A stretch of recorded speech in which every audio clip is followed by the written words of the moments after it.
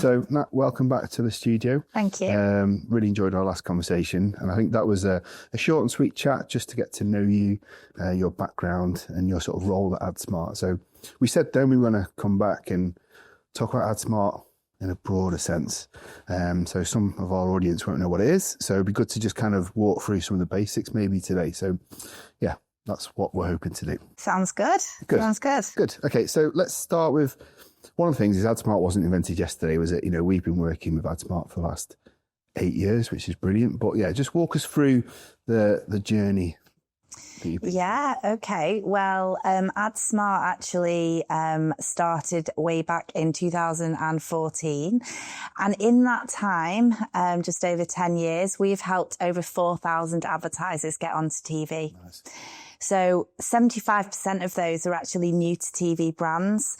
And I think the reason for that figure is because of the entry-level price being £3,000. So it really does open the door for a wider range of shape and size of business to give it a go and to see how it works, to understand the targeting, and then to take advantage of the evaluation tools that we offer to hone down that targeting for future campaigns and also report on the success and to prove that it works, basically. Yeah, nice. There's a lot to unpack there, but you know, the headline figure is the affordability.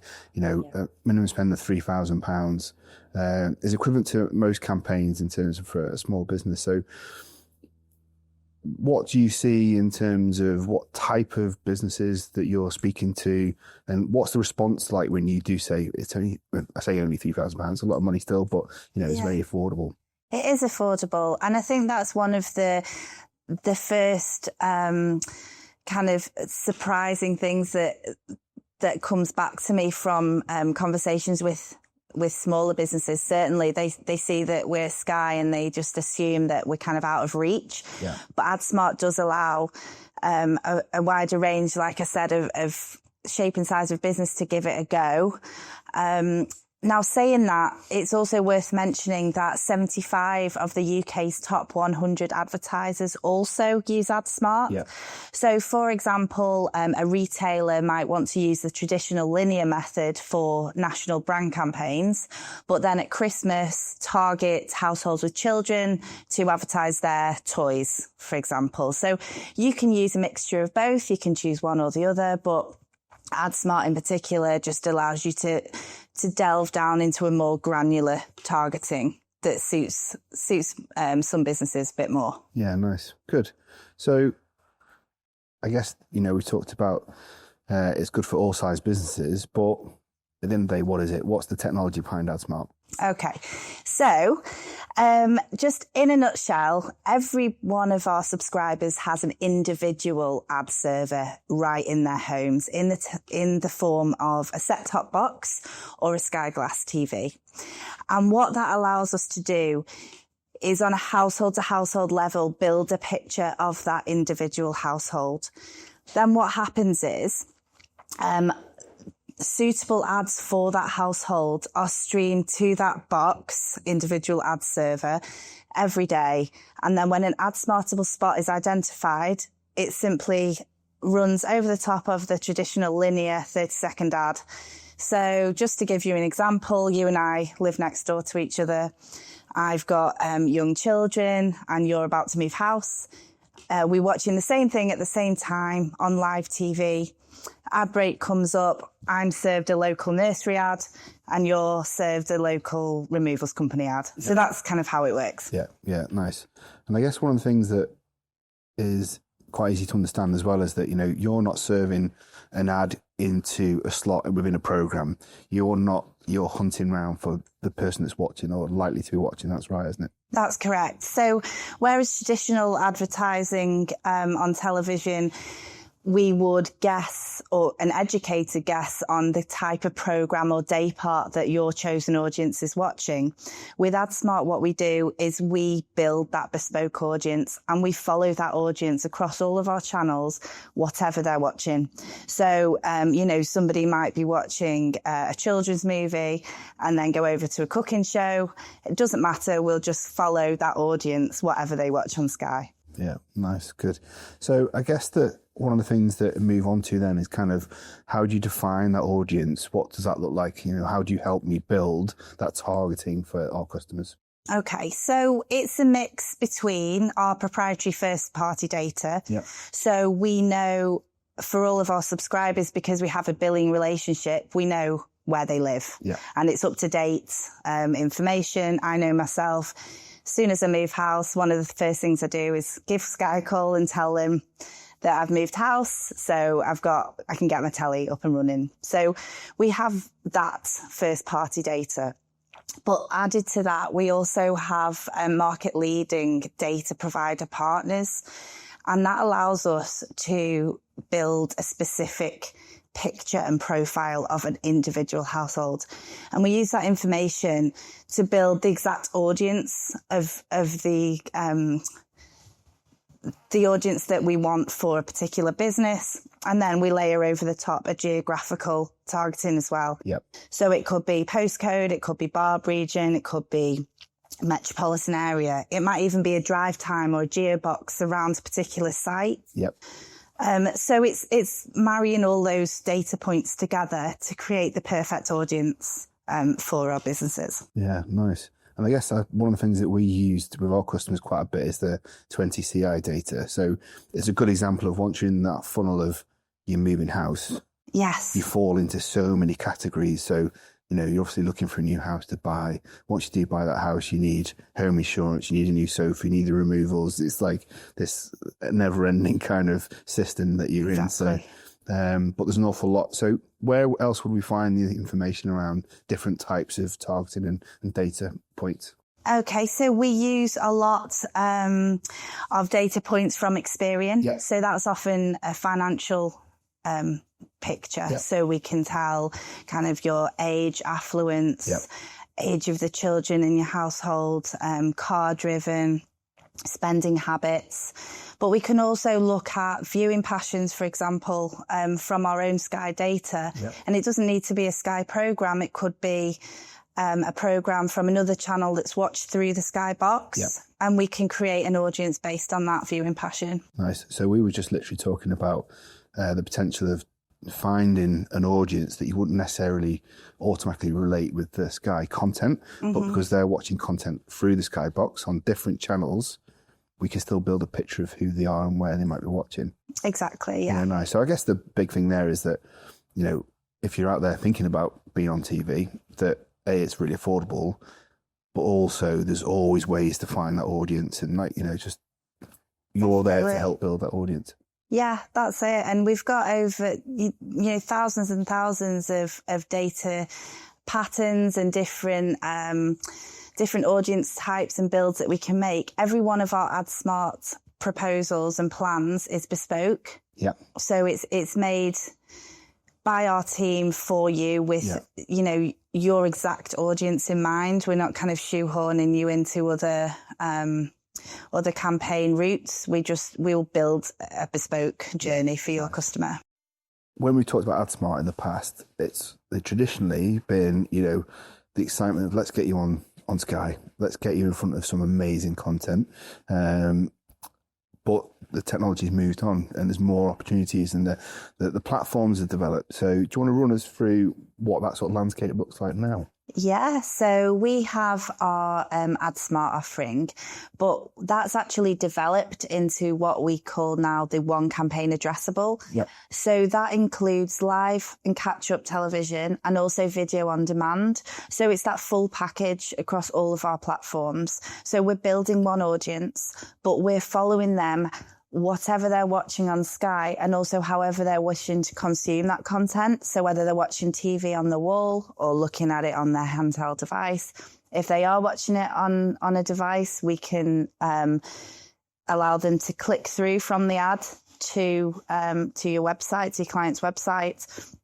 And then as well as that, to support it, we also have a digital offering. So that allows us to reach, as well as subscribers, non-subscribers that are still consuming Sky content online. Nice, yep. So, for example, We can build an audience and follow them when they go onto our Sky News website, our Sky Sports website, whether they're using our Sky Go app or they're going to a publisher player network site. So that's a partner site. For example, if you're looking at a local newspaper site at the sports pages, it could be that is a Sky Sports clip. Yep. So if your chosen audience is viewing that clip, we can put that pre-roll before that too. Yep. So on digital, we recommend using a 20-second cut of the 30-second ad used on TV. Yep. Which is also doesn't have to be Clearcast approved. Exactly. Yep. So TV requires Clearcast approval, but your digital doesn't. Yep. So we recommend using a 20-second pre-roll that is non-skippable and clickable through to your website.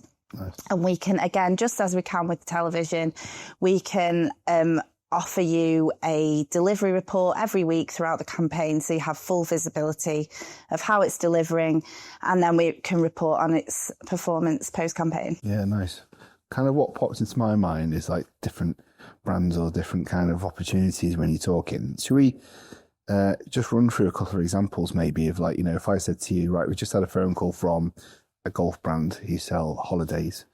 You know, what would our immediate kind of response be? What would that look like, do you think? So what we could do there is look at golf fans. Mm-hmm. So we at Sky are able to identify sports fans of all types. Nice. So with this, obviously, we would use golf fans. We could also layer on top of that age and affluence. Yep. We could look at people who are spending on that type of holiday using their MasterCard. Yep. We can look at what they're buying in the shops. We can look at search behaviour and match that. So, for example, we can look at people that are searching for golf holidays online. Yep. So there's so many different ways we can do it. Yeah. And so what I normally do is just give my recommendations. So I'll give it a few options and we can have a discussion about it and look at the targeting, look at how to hone it based on what you know about your customers. Yep. And what I'll recommend about our viewers. Yep. And kind of get that sweet spot between the two. Yeah, nice. And I guess that, like, sorry to throw you under throw you a challenge there, but okay. I guess that golf is, you know, Sky have got world-class golf content. That audience is fairly easy to sort of work out and know it's a fit. So, like, probably what isn't a fit or as an obvious fit then is maybe, let's say it's an up-and-coming fashion brand that may be a younger female audience.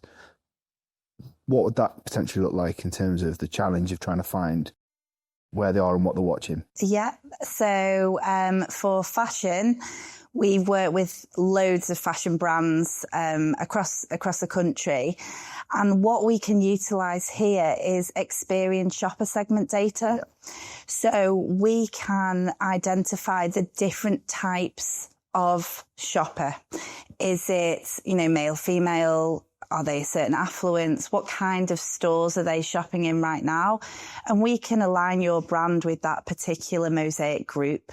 And then what we can do is build an audience based on that. Yep. So you know you're only talking to the kind of people that you want to reach and that you know will be susceptible to your brand. Yeah, nice. And then layering on top of that is some of the basics you mentioned before is that, you know, if you want to do a regional test or drive time, if it's more of a bespoke kind of in-person service, or indeed if it's a national sort of campaign. Yeah. As well. I mean, we can absolutely do national campaigns, we do. Yeah. But what I would always recommend is to start with a test area and just learn from that. We can, as I touched on before, we've got award-winning evaluation tools that will give you a deeper dive into that audience and how they've responded to your ad. Yeah. So let's use that information to build... to kind of better inform on future campaigns and to really hone down and make that budget work as hard as possible for you. Yeah. And then we can scale it up. We can bring it out. We can also look just in terms of targeting. We can use our system to regionally target areas that index most highly for the audience that you want to look at. Yeah. So that's often really useful to different brands because they weren't perhaps aware of that prior to using Sky. Yeah, nice. So that's definitely a tool that's popular with our customers. Yeah, good. And I think that we've been in a strange position a few times where we've been trying to say, no, don't spend so much money. Yeah. Reduce the budget. Let's test and learn and then build it going forward. As you say, having a very targeted little regional campaign, you can understand the numbers much better and then we can scale it from there. Yeah, exactly. And we know that we've got a solid foundation that we can grow from. Yeah. One of the things that just popped in my mind is that it might be taking a step back a little bit, but some of our customers are B2B in terms of the targeting. So that might come as a bit of a surprise as well, that you can actually target decision makers and the like. So do you want to just walk us through that? Yeah. So we work as well as a lot of B2C brands. We also do a lot of business to business brands. And that is because we are able to target senior business decision makers on TV. So what we do there is we utilise our experience segments again, which utilises companies' house data, amongst others, which will tell you the address at home of the business decision maker. And then what happens is we can reach them, not at their business address, but at their home address. So when they're relaxed, they're, open to receiving ads to be most absorbed. They're not in the car, they're not rushing around, they're sitting relaxed at home and they're receiving relevant ads alongside the content that they've sat down to watch. Yeah, nice. Because we know, obviously LinkedIn's a great platform, but it's expensive to use in terms of the ads targeting. So this has been, a great user case for some of our customers. So I guess, I think we covered most of the basics there. We want to touch on sort of the reporting element in a further conversation. Yeah. Do you just sort of give us a bit of a summary then in terms of the very basics of AdSmart? Okay, so in a nutshell, AdSmart allows you to reach only the audiences that matter to you and your business, whatever they're watching on Sky. Nice. Good.